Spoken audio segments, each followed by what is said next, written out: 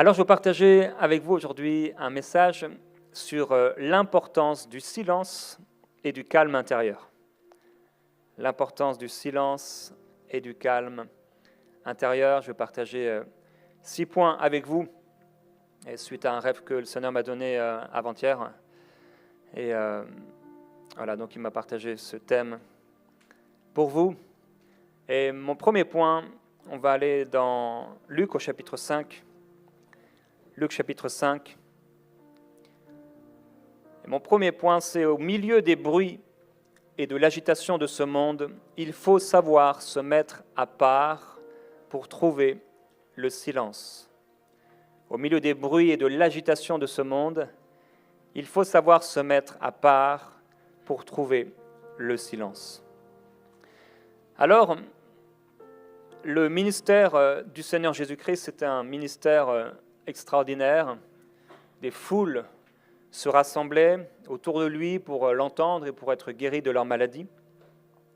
Il est écrit à un moment dans l'évangile de Marc que Jésus avait pris les dispositions nécessaires pour que lorsque la foule, rappelez-vous qu'elle venait par milliers pour être guérie, il devait, les disciples, tenir toujours à disposition une barque pour qu'au moment où les gens voulaient s'écraser sur le Seigneur Jésus parce qu'ils voulaient être guéris, et imaginez-vous être malade d'une maladie incurable ou d'une maladie en tout cas qui vous dérange, et vous savez que Jésus guérit tous les malades, eh bien j'imagine qu'aujourd'hui, si Jésus était là, vous allez courir de toutes vos forces pour pouvoir le toucher parce que vous savez que juste en le touchant, vous allez être guéri. Et donc les gens s'écrasaient en foule pour pouvoir toucher le Seigneur Jésus parce qu'un grand nombre parmi eux étaient malades. Et Jésus donc avait donné cet ordre aux disciples de tenir une barque à disposition pour qu'ils ne soient pas écrasés par la foule et piétinés même par la foule, parce qu'il guérissait beaucoup de gens. Tous ceux qui avaient des maladies se jetaient sur lui, c'est ce qu'il est écrit littéralement, pour le toucher. Et donc ici dans Luc au chapitre 5, au verset 15, il est écrit « On parlait de plus en plus de lui, et les gens venaient en foule pour l'entendre et pour être guéris par lui de leur maladie. Mais lui, il se retirait dans les déserts et priait. » Alors bon, la plupart d'entre nous, on n'a pas peut-être le même problème que Jésus. Les gens ne se ruent pas encore en foule pour nous toucher, parce qu'une onction se dégage tellement forte de nous qu'elle guérit tous les malades. Mais c'est peut-être d'autres choses et d'autres agitations, d'autres bruits qui sont autour de nous et qui nous dérangent. Jésus devait faire attention de ce que la foule, qui avait des besoins et des besoins auxquels il voulait répondre, il voulait les guérir, il voulait leur faire du bien, mais en même temps, il avait aussi son temps où il se retirait de la foule, pendant même qu'il restait beaucoup de gens à guérir et beaucoup de gens à libérer. Mais lui, il est écrit « mais lui », et c'est étonnant lorsqu'on lit ce passage la première fois, pendant que la foule vient auprès de lui pour être guéri, mais lui, il se retirait dans les déserts et il priait. Donc Jésus avait besoin de se retirer. Et de la même façon que cette barque était là, disponible pour lui, pour pouvoir être retiré, pour ne pas être écrasé, bien, il y a parfois dans nos vies des temps où on a vraiment besoin de se retirer pour ne pas être écrasé. Aujourd'hui, cette foule, ce n'est pas une foule de gens qui viennent, en tout cas encore aujourd'hui, pour nous toucher, mais c'est différentes choses qui viennent pour nous écraser. Alors il faut qu'il y ait une barque. Il faut qu'il y ait quelque chose, un endroit où vous allez pouvoir vous retirer. Construire une barque et vous retirer dans cette barque pour être seul avec Dieu. Si on n'a pas de barque, si on n'a pas d'endroit où se retirer, tôt ou tard, on va être écrasé et submergé. Et on va passer à côté de bien des grâces, de bien des choses que Dieu veut partager avec nous, mais on est tellement occupé, tellement préoccupé, tellement parfois inquiet et chargé, émotionnellement, on est chargé dans tous les sens qu'on n'arrive plus à se mettre à part, alors que c'est justement le moment, et même on aurait dû le faire avant, de se mettre à part. il faut qu'il y ait une barque mise à disposition de notre paix, afin de pouvoir garder notre paix et le calme intérieur. Si on pouvait voir à l'intérieur de chacun de nous, si c'est le calme ou si c'est la tempête, on pourrait être surpris. Des gens avec un beau sourire, on pourrait voir qu'à l'intérieur d'eux, c'est une grosse tempête. Et des gens qui n'ont pas l'air d'aller forcément très très bien, à l'intérieur d'eux, ils sont en paix. Comme l'apôtre Paul qui disait que les gens disaient qu'ils étaient malheureux alors qu'ils étaient heureux, pleins de joie. On peut parfois avoir un extérieur qui ne reflète pas l'intérieur et vice-versa. Il faut qu'il y ait une barque et un endroit où on se mette à part. À cause de l'agitation et de toutes les choses qu'on peut rencontrer, alors ça peut être les enfants, et merci Seigneur pour les enfants qui sont une bénédiction, mais on sait, vous savez, et surtout les mamans peut-être, combien c'est prenant, les enfants. Les enfants sont là du matin au soir et même la nuit. Ils n'en ont que faire de votre sommeil. Voilà, c'est les enfants. Hier, j'ai été voir ma sœur. Ça peut être des collègues de travail qui nous fatiguent sans cesse. Mon père, d'ailleurs, avait un collègue de travail assez particulier. Lui, il avait une barque aussi, d'ailleurs. Un bateau dans lequel il allait, mais lui, c'était pour ne voir personne. Il y a parfois des oppressions comme ça, qui sont juste naturelles, qui sont humaines, parfois qui sont sataniques, circonstancielles. Ça peut être la foule de gens selon l'endroit où vous habitez dans les transports. Et si c'est tellement calme, et d'ailleurs j'ai pu le dire plusieurs fois en France, particulièrement en région parisienne, où les gens peuvent mettre 1h30, 2 heures, 3 heures pour aller au travail, matin et soir, toute l'année. Et donc on a une grâce. Et il y a des gens qui sont chargés par le bruit du métro. Un des pasteurs chez qui j'ai prêché, il me dit moi j'ai le tramway dans mon jardin. Donc il y a son jardin, il y a le tram qui est juste là. Et donc il dit, il y a tout le temps du bruit. Vous habitez avec ça, ce bruit incessant qui se répète encore et encore. On peut s'y habituer, mais ça crée quelque chose en nous. Une fatigue, on est chargé, on est fatigué, ce bruit incessant. Certains, c'est les va-et-vient qui ne s'arrêtent jamais. Le bruit peut-être des bars. Certains habitent à côté d'endroits bruyants ou un voisin qui met de la musique constamment bruyante. L'omniprésence des téléphones portables, des interactions virtuelles constamment là. Et tout ça, ça peut nous oppresser. Et ton cœur, mon cœur, a besoin de paix. Notre cœur et ton cœur a besoin de paix. Notre cœur n'est pas fait pour être chargé, oppressé, gonflé, prêt à exploser, qui amène plusieurs personnes à prendre des antidépresseurs, des anxiolytiques, etc. Personnes qui sont oppressées, tellement oppressées parce qu'elles ont besoin du coup de se calmer. Mais nous, on a autre chose qu'un antidépresseur. La présence du Saint-Esprit qui descend sur nous dans le lieu secret et qui amène une profonde paix. Une paix qui demeure. Une paix dans laquelle on peut vivre et demeurer. Dans laquelle on peut rester. Et même au milieu de la tempête, comme nous l'avons chanté, on peut traverser la tempête en gardant la paix. Une paix surnaturelle. Alors ton cœur a besoin de paix et Dieu veut te donner cette paix. En réalité, Jésus t'a donné cette paix. On peut se laisser donc submerger par les activités et se laisser submerger par les activités, particulièrement du travail, est souvent la preuve d'un déséquilibre spirituel. Hier soir, Annabelle me partageait l'histoire du fils prodigue. Vous savez, le frère est jaloux quand le fils prodigue revient à la maison et il est jaloux de son frère parce que son frère, voilà, on prépare un grand repas pour lui et lui qui a été là tout le temps, apparemment, il a l'impression qu'on n'a jamais rien fait pour lui. Et la Bible montre qu'il était là dans les champs. Et certainement, il avait en effet cette mentalité du travail, constamment chargé, et tellement occupé. Il va dire d'ailleurs à son père, il y a tant d'années que je te sers. Donc c'était du travail, et parce qu'il travaillait tellement, eh bien, il n'a pas pu profiter de la grâce, de la présence de son père.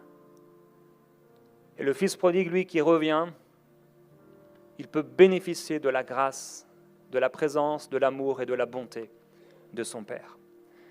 Et des fois, on est tellement chargé dans la vie et tellement préoccupé, on est là comme le frère du fils prodigue, on est dans les champs, en train de travailler, submergé. Et on oublie que le Père est là et qu'on peut bénéficier de sa présence, qu'on peut goûter à sa bonté, à son amour et qu'il nous attend. Et le père du fils prodigue et de son frère devait être surpris. Il dit, mais toutes ces choses sont à toi. Mais il était tellement chargé qu'il est passé à côté. Et il y a pour nous une barque, un lieu de repos où le Père a beaucoup de choses à nous dire, un lieu de bénédiction et de paix surnaturelle. Alors oui, au milieu des bruits, de l'agitation de ce monde, il faut savoir se mettre à part pour trouver le silence et la paix. Deuxièmement, Dieu parle souvent dans le silence. Vous vous souvenez de l'histoire d'Élie? Élie est là dans la grotte et l'Éternel dit à Élie, « Sors et tiens-toi sur la montagne devant l'Éternel, et l'Éternel va passer. » Il est écrit, devant l'Éternel, il y eut un vent fort et violent qui déchirait les montagnes et brisait les rochers. Mais l'Éternel n'était pas dans le vent. Après le vent, il y eut un tremblement de terre, mais l'Éternel n'était pas dans le tremblement de terre. Et après le tremblement de terre, il y eut un feu, mais l'Éternel n'était pas dans le feu. Et après le feu, il y eut un murmure doux et léger. Et Élie va se couvrir le visage parce que Dieu est là dans ce doux murmure, dans ce léger murmure. Parfois, Dieu nous parle, et il nous parle souvent dans le silence. Et donc, il va falloir sortir de la foule et des pressions de la vie pour entrer dans la barque et là, goûter au silence. La paix et le calme intérieur, dans nos pensées particulièrement, où nous allons pouvoir entendre Dieu nous parler. Des temps de silence. Dieu parle souvent par un murmure qui est doux et léger. Et si on est constamment pris par les choses de cette vie, si on ne s'arrête jamais pour aller dans cette barque, ce lieu de repos, il sera difficile d'entendre la voix du Père. Il nous sera difficile de pouvoir garder la paix. Vous savez, notre cœur, c'est comme comme une casserole, une cocotte minute, ça boue, et à un moment, ça peut exploser. Notre cœur peut être chargé. Des fois, on se réveille, et après un bon repos ou après des vacances, on se sent fortifié, on a la paix, c'est bien. Et le premier jour de travail, deuxième jour de travail, troisième jour de travail, on a l'impression de devoir repartir en vacances parce que le travail, les choses, les dossiers se sont accumulés, les choses à la maison, les factures à payer. Toutes ces choses font en sorte que parfois il y a un stress qui s'installe dans le cœur de l'homme. Et pourtant, Dieu veut toujours qu'on puisse goûter, vivre et demeurer dans sa paix. Et je prie aujourd'hui que tu puisses vraiment vivre dans la paix surnaturelle que Dieu donne par le Saint-Esprit. Je prie que Plénitude soit une église de paix et de tranquillité.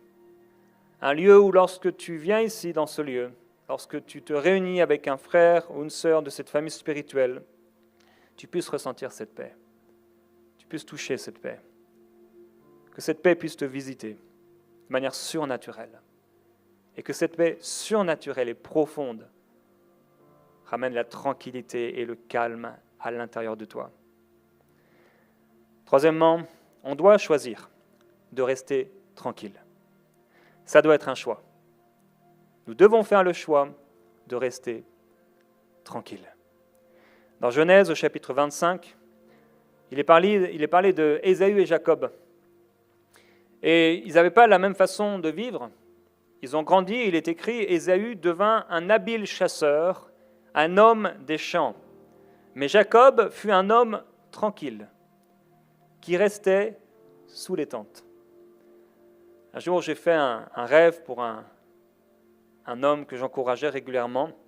dans sa vie et dans son appel au ministère.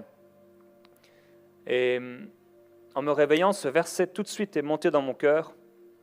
Ésaü était un habile chasseur, un homme des champs, mais Jacob fut un homme tranquille qui restait sous les tentes. Et l'encouragement du Saint-Esprit pour cette personne, c'était d'être comme Jacob et rester tranquille. Vous savez, parfois on a un appel au ministère ou un appel dans quelconque projet, on veut courir. Parfois Dieu veut juste qu'on reste tranquille. Des fois on court tellement vite qu'on a laissé Dieu derrière. Alors il faut aller comme le peuple d'Israël avec cette colonne de nuée et de feu, pouvoir la suivre. Ce n'est pas Dieu qui doit nous suivre, c'est nous qui devons le suivre. Et il dit arrêtez, sachez que je suis Dieu. Il y a toujours un temps de repos pour le peuple de Dieu.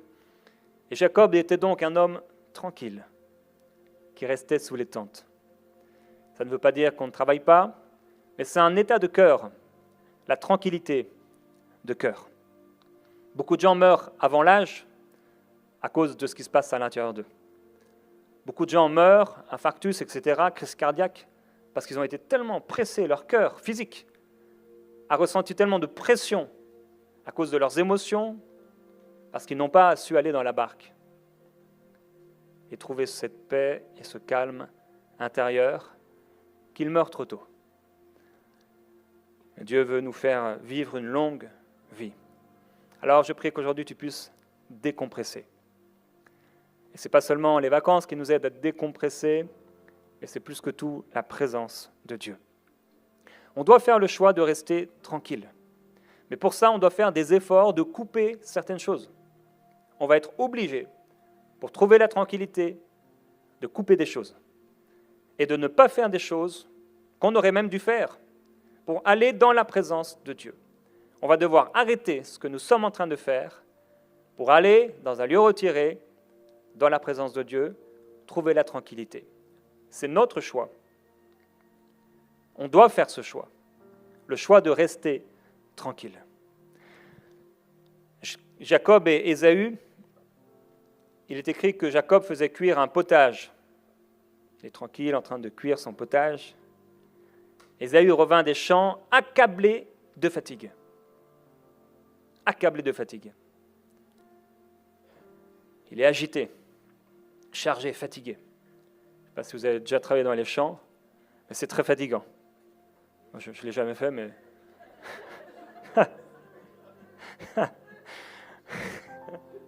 Par contre, j'ai déjà travaillé dans mon jardin, mais c'est très fatigant aussi. Ésaü dit à Jacob, « Laisse-moi, je te prie, manger de son potage, de ce roux-là, parce que je suis fatigué. » Et Jacob va dealer avec lui, il va dire, « Mais vends-moi aujourd'hui ton droit d'aînesse contre ce potage. » Ésaü va répondre, « Mais voici, je m'en vais mourir, à quoi me sert ce droit d'aînesse ?» Pour ceux qui veulent suivre, c'est Genèse 25, versets 30-31. Et Jacob dit, « Jure-le-moi d'abord. » Il le lui jura, il vendit son droit d'aînesse à Jacob. Alors Jacob donna à Ésaü du pain et du potage de lentilles. Il mangea et but, puis se leva et s'en alla. C'est ainsi qu'Ésaü méprisa le droit d'aînesse. Donc Ésaü revint des champs, il est accablé de fatigue, et pour un plat de lentilles, pour un potage et un peu de pain, il va vendre la bénédiction et son droit d'aînesse. La fatigue le pousse à bout. Quand tu es fatigué, tu peux faire n'importe quoi. Que ce soit dans la vie, quel que soit le métier qu'on peut faire, que ce soit dans le ministère, quand tu es chargé, fatigué, on voit parfois certaines personnes faire n'importe quoi, perdre leur mariage juste parce qu'ils étaient fatigués. La tentation arrive au moment où tu es fatigué. C'est quand Jésus eut faim dans le désert que Satan se présenta. La fatigue le pousse à bout. La fatigue aussi le fait exagérer les choses. Il dit, mais je vais mourir, à quoi me sert ce droit d'aînesse? Mais il mange son plat, il se lève et il repart pour aller travailler. En fait, il n'allait pas mourir. La fatigue te fait exagérer les choses. C'est un amplificateur des problèmes que Dieu voit comme une poussière. Et quand tu es chargé, fatigué, le moindre petit son te dérange. Quand tu es en paix, tu peux dormir à côté d'un tractopelle parce que tu es tranquille à l'intérieur. Il y a des personnes qui ont du mal à dormir juste avec un petit bruit d'horloge. Tic, tic, tic, tic, tic. Ce truc vient te déranger. Mais je prie que demain, même un tractopelle ne te dérange pas pour dormir. Tellement à l'intérieur, tu es ailleurs. Tu es dans la barque. La fatigue l'amène à prendre une décision stupide. Il vend son droit d'aînesse, la bénédiction du Père, pour un potage. Il passe à côté de la bénédiction du Père. Pourquoi ? Parce qu'il est fatigué. La fatigue l'amène à prendre une décision stupide. Combien de disputes ont démarré juste parce qu'ils étaient fatigués ? La même fatigue au milieu des vacances aurait pu bien se passer. Ou mieux en tout cas. Ou la même dispute au milieu des vacances. Mais cette dispute-là, alors qu'on est fatigué, ça se passe très mal. On est irrité, on répond, on réagit, parce qu'on est fatigué. Et on peut prendre des décisions stupides juste par la fatigue. Oui, on dit à l'enfant, vas-y, va chez le voisin, vas-y, regarde ton truc, va sur ton téléphone. Et voilà que l'enfant commence à regarder des choses et à vivre des choses qu'il n'aurait jamais dû vivre et regarder juste parce que tu étais fatigué. La fatigue, ça nous pousse à faire des choses dangereuses et stupides. Après son repas, il se lève aussitôt, il s'en va pour travailler encore. Et quand on va dans la barque, il faut réussir à y rester un certain temps. Dans la prière, on est tellement parfois rapide, pressé. On fait notre truc. Comme on paye une facture rapidement, maintenant avec Interact, c'est facile, tu payes ta facture, Interact, floup, c'est fait. Avant, tu devais faire un chèque, tu devais timbrer, tu devais aller à la poste, tu devais le mettre. Et maintenant, hop, 2 secondes, c'est fait. En 1 seconde, maintenant, je peux faire un virement bancaire à n'importe lequel d'entre vous et vous donner $50 000 en un instant.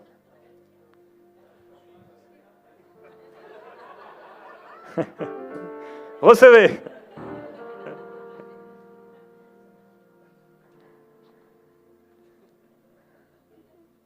Donc, on aime les choses rapides. Et des fois, on entre dans la présence de Dieu, entre guillemets, on entre. Et là, tout de suite, on sent comme une paix qui vient, et on repart aussitôt. Mais il y avait plus. Il y avait plus. Et il y a plus pour toi. Cette paix, elle doit venir profondément. Et donc, régulièrement, il faut retourner dans ce lieu de repos. Régulièrement. Chaque jour, tu dois avoir un temps avec Dieu, un temps de repos, où il tranquillise ton âme, où il fait du bien à ton âme. Depuis combien de temps tu n'as pas senti réellement que Dieu a fait du bien à ton âme ? Le problème, c'est souvent pas dans le ciel. Le problème, souvent, c'est le temps que tu lui donnes et dont tu as besoin pour que ton âme se calme. Jacob, finalement, va obtenir le droit d'aînesse en restant tranquille à la cuisine, pendant qu'Ésaü s'est fatigué dans les champs. Jacob va recevoir la bénédiction ensuite du Père, en prenant 2 chevreaux dans le troupeau du Père, que sa mère va cuisiner, alors qu'Ésaü est parti, lui, les chasser. Lui, il prend, et il se sert, et il est béni en restant tranquille. Il y a une bénédiction et une grâce qui peut venir dans notre vie, juste en restant tranquille. J'ai réalisé il y a plusieurs années que parfois il y a un temps de repos et de grâce qui nous est donné pour faire quelque chose. Quand on ne le fait pas au bon moment, c'est comme si la grâce s'en va et ça va devenir difficile de faire cette chose-là. Mais il y a parfois une grâce qui vient sur nous pour faire quelque chose et c'est facile à faire. Et il y a une bénédiction qui vient du Père alors qu'on lui fait confiance et qu'on reste tranquille. Vous savez, nous les hommes, on veut aller tout de suite dans nos activités, on se lève et floup, c'est parti. Surtout, comme j'ai dit, dans certaines régions, ou dans certains cœurs, on a ça à faire, alors on se dit qu'on n'a pas le temps de prier. Et on court plus vite que Dieu. Et il faut savoir s'arrêter. Parce que si on prenait le temps de s'arrêter, comme Jésus qui prenait le temps d'aller à l'écart, d'aller seul à l'écart, de se retirer dans le désert, eh bien, parce qu'on aura mis Dieu en premier, il y a une grâce, il y a une faveur et il y a une bénédiction qui nous sera donnée. Jacob reste là tranquille et pendant que son frère va chasser, parce que c'est un chasseur, il sait chasser, il part et il va chasser, lui, sa maman lui dit, bien, prends deux chevreaux là dans le troupeau de ton père, je vais les cuisiner pour toi. Et il reçoit la bénédiction. Alors bon, les choses ont été faites d'une manière assez particulière, mais nous, on peut rester tranquille en se retirant dans la présence de Dieu et recevoir une bénédiction et une grâce. On peut beaucoup se fatiguer et se charger pour obtenir si peu, alors qu'en plaçant notre confiance en Dieu, en étant actif, mais dans la grâce, il y a une vraie bénédiction qui nous permet d'être reposés. Comment on peut courir pour de l'argent, pour un projet, pour faire quelque chose, alors que Dieu nous demande de rester tranquille. David était également un homme tranquille. Vous vous souvenez, lorsque le prophète Samuel va venir dans sa famille, Isaïe va faire passer tous ses fils, 7 de ses fils, et le Seigneur va dire, je n'ai choisi aucun d'eux. Samuel va dire, mais tu n'as pas un autre enfant? Il a dit, si, il reste le petit, mais il garde les brebis. Et David a eu le temps, et il a écrit beaucoup de psaumes, il avait le temps là avec les brebis, tranquille. Je ne sais pas si vous avez déjà été en Corse, j'espère pour vous que vous irez. Moi, j'aimerais y aller demain. C'est tranquille. Il fait chaud, c'est sauvage. Il y a des brebis qui sont là, des animaux sauvages, des chevaux sauvages, des montagnes magnifiques. Tu as la mer au loin, les rivières, tranquille. Et David était là, tranquille, avec ses brebis. Bon, parfois, il y a un ours qui venait, il donnait un coup sur sa gueule. Oui, les animaux ont une gueule. Mais sinon, il était tranquille avec les brebis.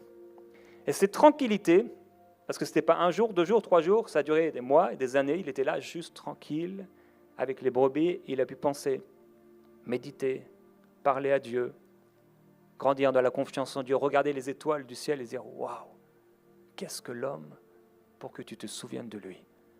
Et il méditait sur la grandeur de Dieu en regardant la création et dans la tranquillité. Bon, les brebis pouvaient faire un peu de bruit, mais au-delà de ce bruit, il restait tranquille à l'intérieur de lui. Et cette tranquillité, en opposition à l'anxiété, lui a permis de vaincre des géants. Parce qu'il était tellement tranquille à l'intérieur qu'il a, par cette tranquillité, cette confiance en Dieu, cette paix intérieure, il n'a pas eu peur devant les géants. Parce qu'il avait pris le temps de se retirer dans le désert. Et quand tu prends le temps de te retirer dans la présence de Dieu, il y a une paix qui vient sur toi, tu es calme à l'intérieur, et tu es capable, par la paix surnaturelle de Dieu, de faire face à n'importe quel géant. Si tu avais été chargé, fatigué, ça t'aurait fait peur. Tu es dans le domaine des émotions. Tout de suite, la chose arrive, un accident, un problème, quelque chose que tu n'avais pas prévu, et parce que tu es fatigué, parce que tu n'as pas eu le temps d'aller dans la présence de Dieu, wow, tu t'affoles, tu paniques. Mais on a tous goûté à la présence de Dieu, je l'espère en tout cas, si fort où tu sais qu'il pourrait arriver n'importe quoi. Là, tu es tellement dans la dimension de l'esprit que ton cœur est calme et tranquille.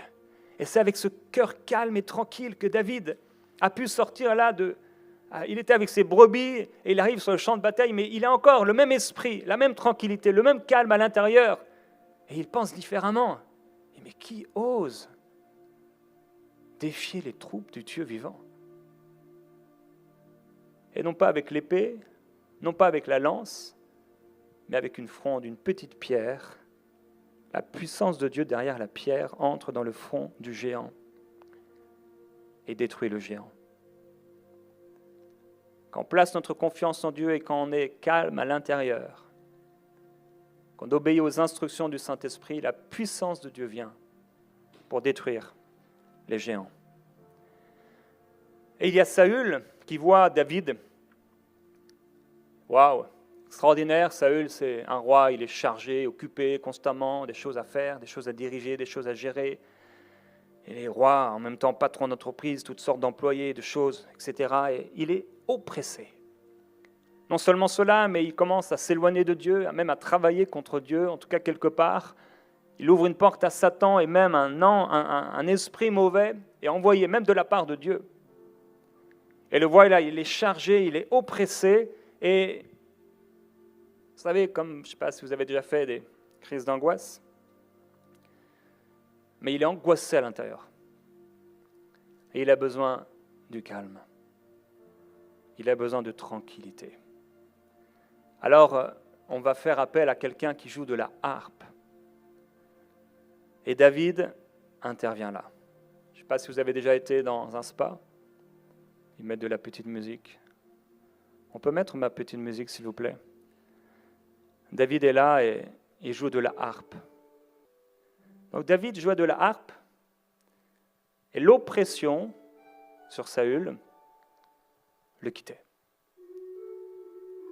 L'esprit mauvais qui était sur lui partait.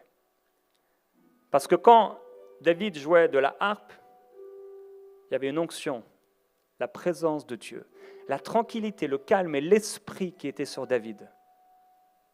Alors qu'il jouait de son instrument, venait libérer Saül, qui lui était chargé et oppressé. Et il y a une onction dans la présence de Dieu qui vient te libérer et te décharger. Merci pour l'harpe. David était un homme tranquille et sa tranquillité d'esprit lui a permis d'avoir la force et le calme intérieur pour combattre les géants. Aujourd'hui, je veux parler à ton cœur. Sois tranquille. Reste tranquille. Respire un bon coup dans la présence de Dieu et reçois la paix surnaturelle que seul Dieu peut donner. Quatrième point, c'est que nous devons choisir de rester tranquilles et silencieux pour laisser Dieu agir. Vous vous souvenez de l'histoire de Jéricho? Ils ont dû tourner 6 fois autour de la ville, il y avait le son des trompettes. Mais Josué va leur dire, vous ne crierez pas, vous ne ferez pas entendre votre voix, et il ne sortira pas un mot de votre bouche, jusqu'au jour où je vous dirai, poussez des cris, alors vous pousserez des cris. Et donc le premier jour, devant cette muraille de Jéricho, les trompettes sonnaient, mais eux, ils ne devaient rien dire, pas un mot. Pourquoi Dieu a fait cela? Parce que sinon, ils auraient dit, mais c'est impossible, mais qu'est-ce qu'on est en train de faire? On est complètement débiles. En train de tourner autour de cette muraille, mais c'est n'importe quoi. Et ils auraient parlé, discuté, raisonné, calculé, et ils se seraient arrêtés. Mais ils n'ont rien dit. Calme et silence. Et le 7e jour, ils ont fait cela encore, et à un moment, Jésus a dit, poussez un cri. Et à un moment, lorsqu'ils ont poussé ce cri, les murailles se sont effondrées. Il y a des temps où dans la tranquillité et le repos, tu es là tranquille, tu parles à Dieu, tu te confies en lui, tu le reconnais dans toutes tes voies. Et à un moment, il y a un cri qui sort de toi. Mais c'est le cri de l'esprit. C'est le cri qui fait tomber les murailles, qui brise les chaînes. C'est le cri de l'esprit. Au milieu du silence, il y a un cri de l'esprit qui s'élève à un moment propice. Quand c'est par toi-même, tu cries, tu t'affoles. Et quand tu lui fais confiance, avec le calme et la paix intérieure, à un moment, c'est lui qui dit maintenant, crie. Et à un moment, tu sens, tu dois pousser un cri de délivrance et de libération. Et en un instant, la situation est transformée. 5e point, c'est que nous devons choisir de faire de la place pour nous mettre à part et rester tranquilles. Dieu dit, c'est si vous revenez à moi, si vous restez tranquille, que vous serez sauvés. C'est dans le calme et la confiance que sera votre force. Mais il dit ensuite, parce que ça on connaît bien, mais vous ne l'avez pas voulu. Et vous avez dit, non, nous fuirons à cheval. Et Dieu dit, oui, en effet, vous allez fuir devant vos ennemis. Alors on doit choisir de faire de la place. Dieu dit, c'est si vous revenez à moi, si vous restez tranquille, en fait, si vous me faites de la place. C'est là, dans le calme et la confiance, que sera votre force. Se mettre à part demande de la confiance en Dieu. Comme je l'ai dit tout à l'heure, c'est du temps qu'on aurait pu utiliser pour faire autre chose, des choses qu'on trouve importantes. Mais il faut absolument faire le choix de lui laisser la place. Trouver le calme, ce n'est pas forcément aller habiter à la campagne. Je regardais une carte de l'utilisation des statistiques, de l'utilisation des antidépresseurs, par exemple en France, et j'ai réalisé étonnamment que ce n'était pas dans la capitale ou dans les villes les plus grandes, mais c'était au centre de la France, plus dans la campagne, que les gens utilisaient le plus d'antidépresseurs. Et aussi en Côte d'Azur, pas seulement. Mais même à la campagne, des gens font des dépressions. C'est une histoire de cœur. Tu dois faire de la place à Dieu dans ton cœur et dans ta vie. On ne devrait pas attendre d'être à l'endroit parfait pour faire de la place à Dieu. Certains disent, ah, quand je serai en vacances, là, je vais prier davantage. Quand je serai en vacances, là, Seigneur, voilà, je vais lire ce livre, ou je vais faire ceci, cela. On devrait dès aujourd'hui laisser la place à Dieu et ne pas attendre demain d'être dans un meilleur endroit ou ce qu'on considère comme meilleur pour nous mettre à part. Parfois aussi, on doit faire des choses étonnantes et un peu particulières pour nous mettre à part. Des choses qui ne seront peut-être pas comprises par d'autres, mais on a besoin de se mettre à part. Il est possible qu'au milieu d'une soirée, on ait besoin d'aller se retirer juste 2-5 minutes dans la présence de Dieu. Il est possible qu'au milieu de notre travail, notre pause, ce ne soit pas une pause pour aller fumer une cigarette, mais peut-être on va aller dans notre voiture quelque part juste pour être dans la présence de Dieu. On est devant un dossier, quelque chose de compliqué, mais la barque est là. Et on va sur la barque pour ne pas être écrasé. Et Seigneur, sur cette barque, c'est dur, c'est compliqué, j'ai envie d'exploser, mais je te fais confiance. Seigneur, je me décharge sur toi.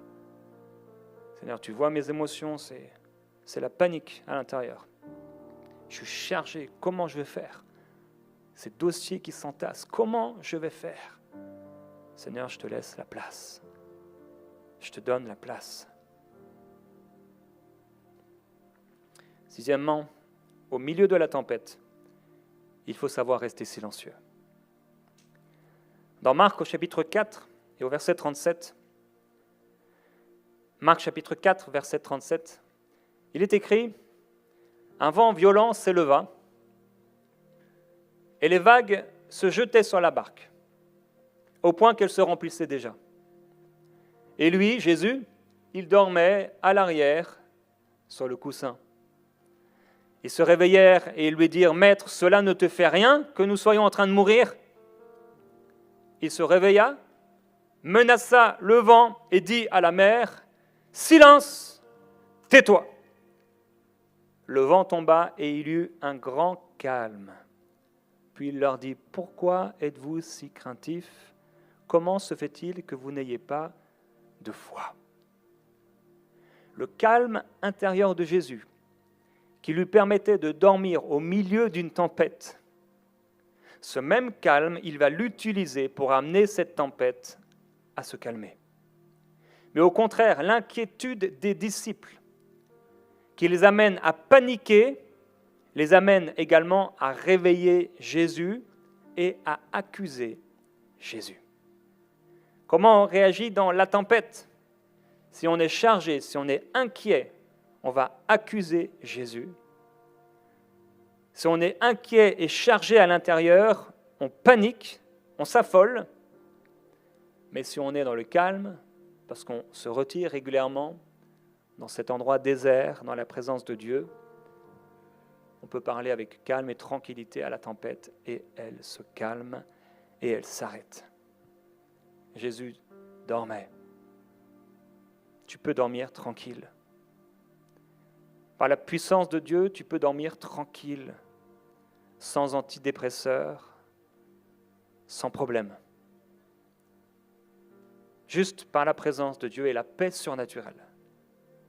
Sans prendre de médicaments, parce que la paix règne en toi, tu dors tranquille.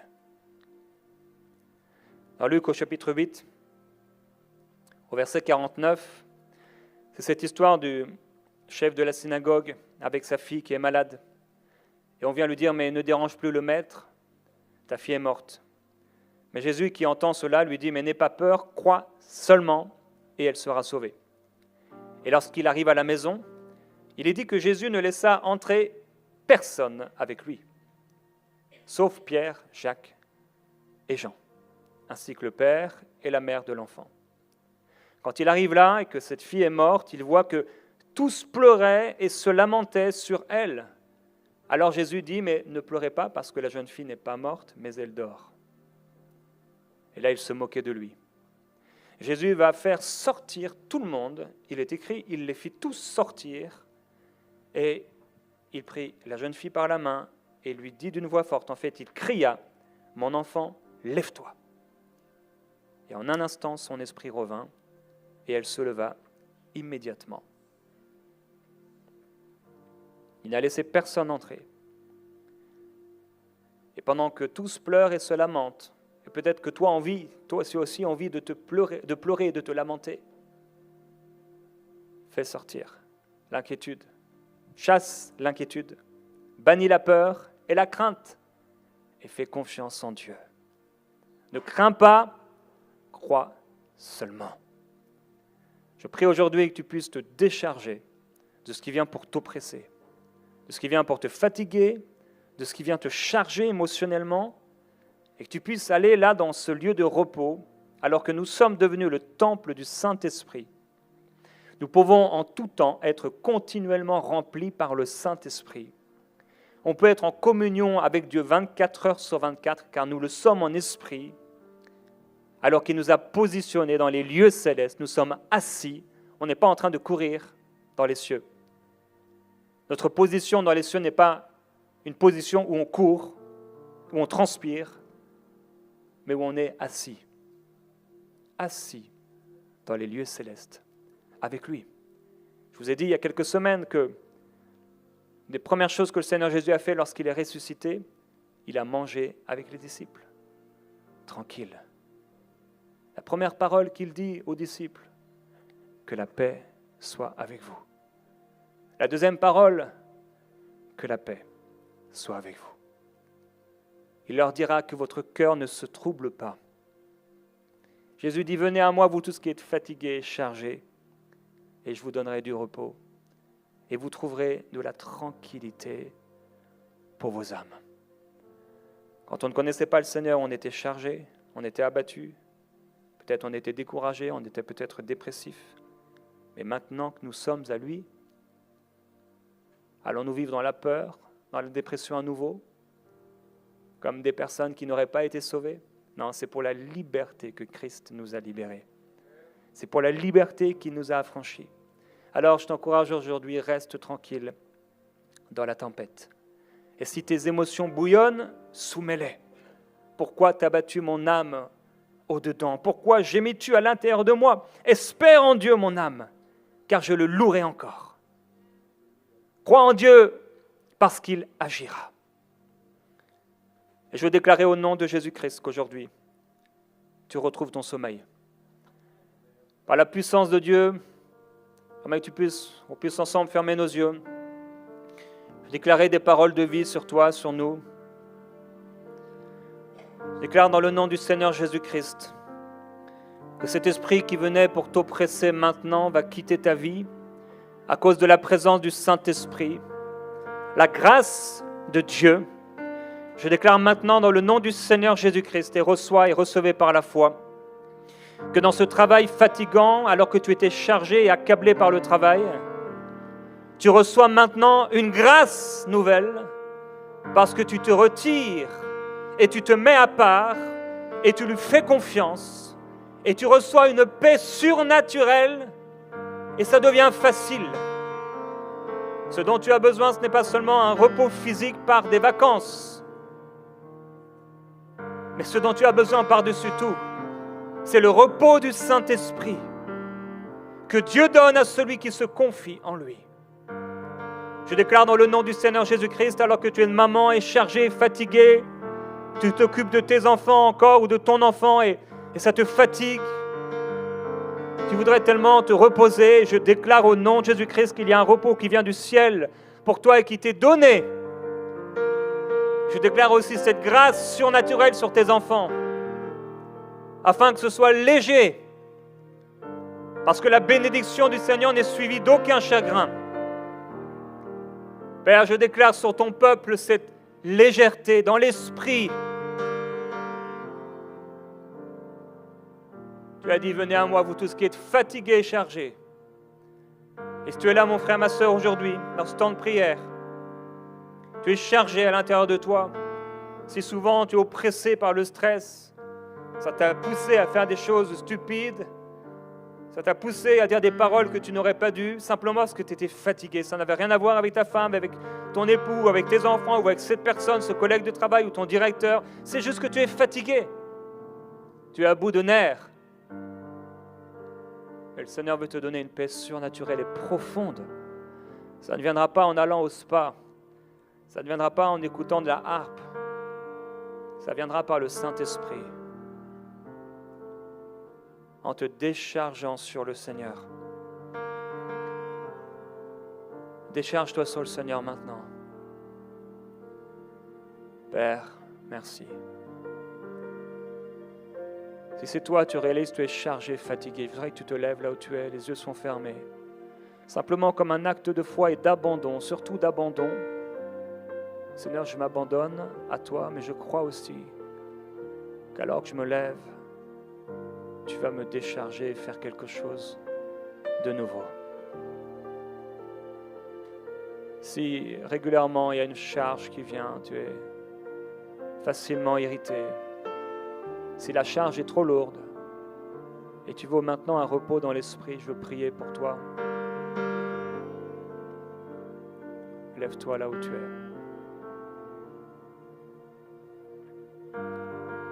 Merci Saint-Esprit.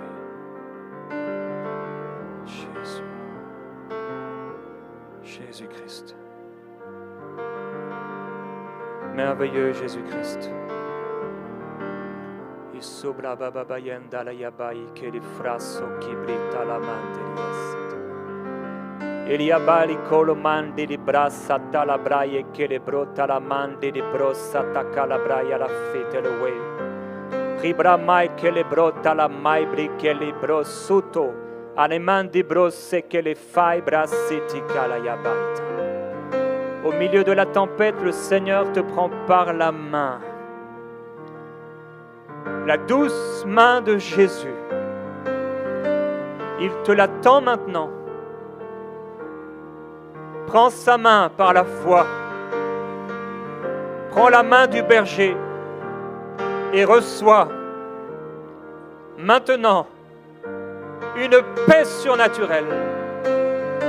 Au nom de Jésus, que les oppressions sataniques quittent cet endroit, cette personne, cette âme, au nom de Jésus. Je viens maintenant déclarer à la puissance satanique l'intervention divine. Tempête, tais-toi, au nom de Jésus. Géant, tu seras abattu par la puissance de Dieu. Au nom du Seigneur Jésus, la mer qui s'est déchaînée se tait et s'arrête maintenant. Père, je prie maintenant pour la paix surnaturelle. Tu n'envoies pas ta parole sans puissance, mais tu cherches la foi. Et mon frère, ma soeur, alors que je vais prier maintenant, reçois par la foi. La foi n'est pas une question d'émotion, de sensation, de sentiment. La foi est une décision spirituelle de faire confiance en Dieu. Alors Père, maintenant j'appelle cette paix surnaturelle à descendre sur mon frère et ma sœur. Paix de Dieu, viens maintenant. Nous t'accueillons. Libère ces âmes par ta présence. Le Seigneur te libère maintenant, mon frère, de l'anxiété. Il te libère, ma sœur, de la dépression. Elle te guettait, elle t'entourait, mais maintenant le Seigneur te met à l'aise. Parce qu'il t'a pris en affection. Il te met à l'aise et il te libère. Il te libère. Alors que tu étais chargé, opprimé, tu prends le temps de te mettre à genoux, de t'allonger sur le sol dans la présence de Dieu. Tu te retires à l'écart sur la barque, dans le lieu de repos que te donne le Saint-Esprit. Tu es le temple du Saint-Esprit. Et dans ce lieu, il n'y a pas chaos, désolation, destruction, épouvante, peur, frayeur, crainte. Mais dans ce lieu, c'est la paix, c'est la joie et c'est la justice par le Saint-Esprit. C'est la tranquillité, le calme, c'est le repos. Je déclare sur ta vie, mon frère, ma sœur, reçois maintenant ce calme et cette tranquillité dans l'esprit. À partir de ce soir, tu dormiras en paix. À partir de ce soir, au nom de Jésus, le Seigneur te libère de cette dépression. Le Seigneur te libère de ces insomnies maintenant. Il te libère de cette crainte qui venait maintenant, cette crainte qui pesait sur toi. Et tu es libéré, non pas par les œuvres de la loi, mais par la foi en Jésus-Christ. Tu es libéré là où personne ne pouvait te libérer. Là où les médecins t'ont donné des capsules, des cachets, des médicaments. Là où tu fumais de la marijuana, tu prenais des substances pour trouver un peu de paix. Tu buvais de l'alcool encore et encore pour trouver le sommeil. Ce n'est ni par force ni par puissance, mais c'est par le Saint-Esprit que maintenant tu es guéri, libéré de ces insomnies. Que maintenant tu es libéré de cette anxiété. Que maintenant tu es libéré de cette charge de stress. Le diable avait un plan pour toi. Des crises cardiaques, des angoisses. Mais le Seigneur est venu briser la puissance satanique et les plans sataniques. Cela n'arrivera pas. Dieu dit cela n'arrivera pas. Car je vous donne ma paix. Je vous laisse ma paix. Je ne donne pas comme le monde donne. Mais je te laisse ma paix. Et je te donne ma paix, dit le Seigneur. Reçois la paix surnaturelle du Saint-Esprit maintenant dans ce lieu. Il y a maintenant un esprit impur qui te quitte. Il y a maintenant une angoisse qui quitte ton âme. Reçois la délivrance maintenant. Oppression, tyrannie, tu cesses maintenant. L'oppression a cessé. La tyrannie est brisée. Dans le nom de Jésus, ton cœur est calme et confiant dans le Seigneur. Ton cœur est déchargé maintenant dans le Seigneur. Le repos et un repos de l'esprit t'est donné maintenant. Pas besoin de yoga, pas besoin de religion et philosophie ésotérique. Pas besoin de respirer profondément comme t'a dit le médecin. Maintenant, tu respires dans l'esprit. Si tu respires profondément, c'est dans l'esprit. Pas besoin de gymnastique. Toi, tu te prosternes devant le Seigneur et tu es libéré maintenant. Maintenant, le Seigneur vient libérer quelqu'un. Tu avais mal aux jambes. Tu sentais tes tendons et tes nerfs qui te faisaient mal à cause du stress et des pressions, de l'inquiétude. Mais maintenant, ces nerfs maintenant se soumettent à la parole de Dieu. Et tu es libéré maintenant dans ton corps de cette charge émotionnelle pesante, d'inquiétude et de crainte. Sois libéré, mon frère, ma sœur, de cette crainte maintenant. Sois libéré de cette peur de la mort. Au nom de Jésus, reçois le ministère du Saint-Esprit. Reçois le ministère de guérison maintenant. Il te connaît par ton nom. Je te connais par ton nom, dit le Seigneur. N'aie pas peur. Ne crains pas, car je suis avec toi pour te délivrer. Ne promène pas des regards inquiets, car je suis ton arrière-garde, ton assurance, ton salut, ta rédemption, ta récompense, ta délivrance, ta guérison. C'est moi qui suis ton Dieu, ton roc, ta forteresse, ton libérateur. Je suis ton lieu de repos. Je suis ton Seigneur et ton Maître. Je suis ton berger, ton médecin. Je suis le gardien des brebis. Je te connais par ton nom. Une place t'est réservée en moi et par moi. Tu marcheras. Je te mets à l'aise, car je t'ai pris en affection. Ton âme est libérée maintenant. Tu vas respirer normalement. Ces problèmes d'asthme qui venaient régulièrement ne viendront plus par la puissance de Dieu. Il te libère maintenant de ces angoisses. Il te libère au nom de Jésus. Reçois cette guérison. Reçois cette délivrance. J'ordonne à ces angoisses maintenant de te quitter pour toujours. Dans le nom du Seigneur Jésus. Ton cœur qui battait rapidement, maintenant devient calme et tranquille. Comme le fleuve doux et limpide, tranquille qui sort du trône de Dieu, ainsi sera ton cœur, tranquille et reposé. Dans le nom du Seigneur, Père, je veux te glorifier et te remercier pour les guérisons maintenant que tu opères par ton esprit. Merci pour les guérisons maintenant que tu opères par ton esprit. Au nom du Seigneur Jésus-Christ, sois guéri là où tu te trouves. Sois guéri, quelle que soit cette maladie. Reçois maintenant la guérison. À la puissance du Saint-Esprit. Commence à faire ce que tu ne pouvais pas faire.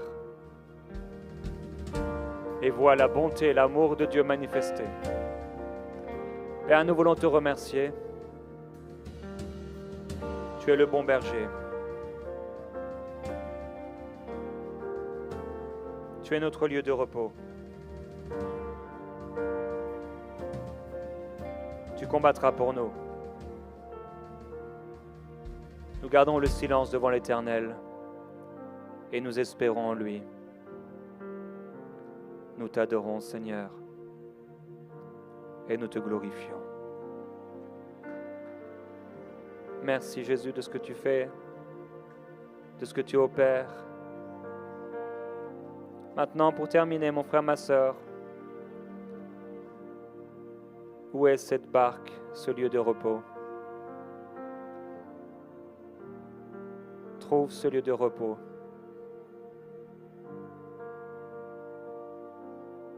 Et retire-toi à l'écart dans le désert pour être avec lui. Dans les Saintes Écritures, Dieu déclare que le Messie viendrait pour être le sauveur du monde. La vie de Jésus prouve qu'il est bien celui dont les prophètes avaient parlé. Ésaïe a prophétisé que la Vierge deviendrait enceinte et qu'elle enfanterait un fils. Des siècles plus tard, la naissance de Jésus accomplissait cette prophétie.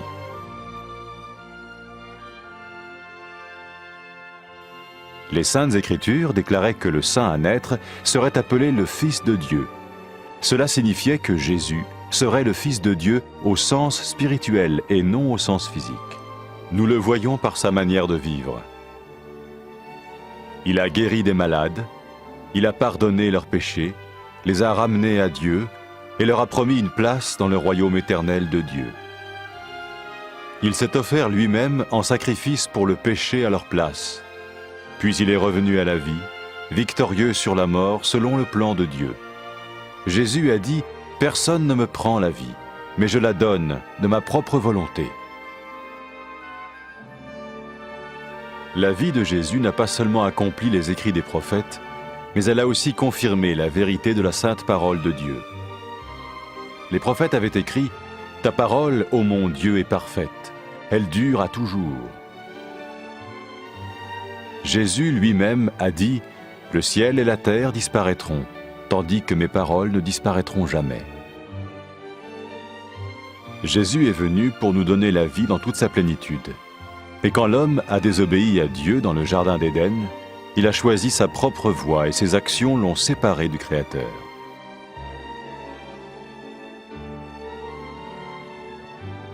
Les Saintes Écritures déclarent que tous ont péché et que le salaire que paye le péché, c'est la mort. Il s'agit de la mort spirituelle, éternelle séparation d'avec Dieu. Mais tout comme Dieu a donné un bélier pour qu'il meure à la place du fils d'Abraham, ainsi il a envoyé Jésus, le Messie, mourir à notre place.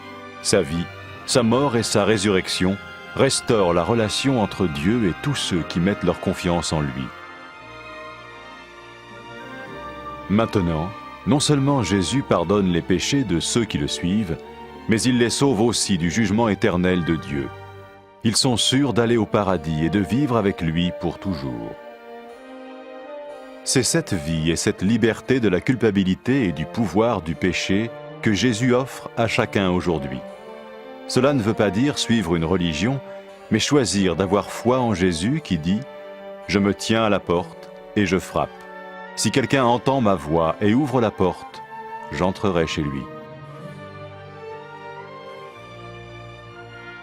Cela veut dire se tourner vers Dieu et croire que Jésus vient dans nos vies pardonner nos péchés et nous rendre tels qu'il veut que nous soyons.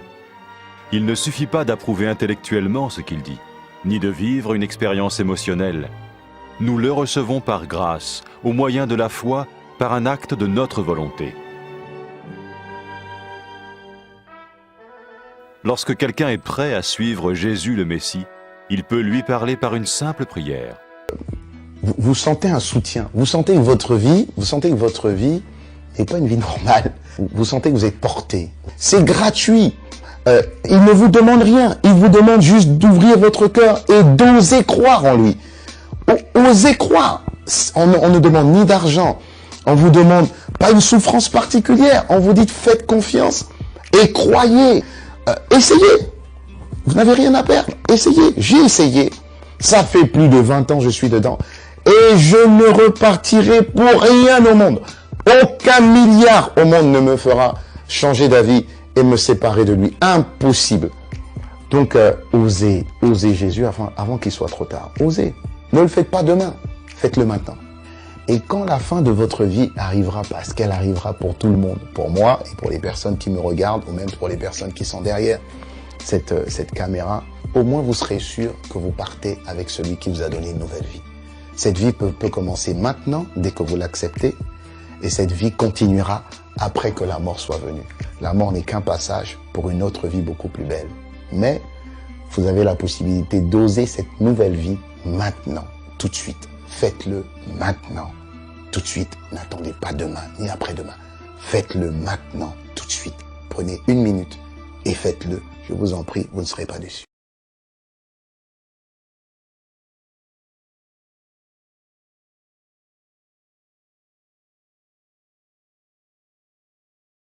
Après avoir écouté ce message, si vous avez décidé de donner votre vie au Seigneur Jésus-Christ, faites cette prière avec l'homme de Dieu.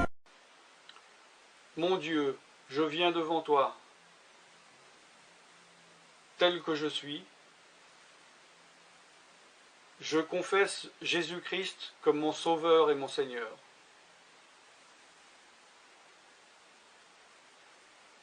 Je crois qu'il est mort sur la croix pour mes péchés, qu'il a porté ma condamnation. Il a porté mes péchés et mes maladies. Que Jésus-Christ est le Roi des rois et le Seigneur des seigneurs. Qu'il est le Fils de Dieu. Qu'il est maintenant ressuscité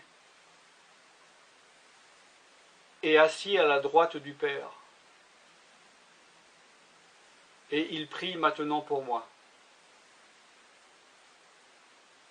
Je me suis détourné de mes péchés et je veux obéir à ta parole.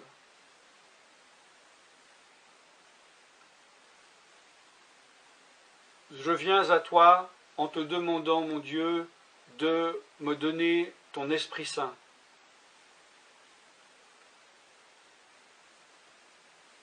Remplis-moi de ton Esprit, afin que tu ne sois plus à l'extérieur de moi, mais que tu viennes habiter en moi.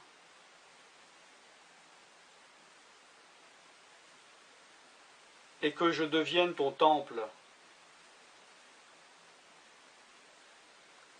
Esprit de Dieu, viens habiter en moi.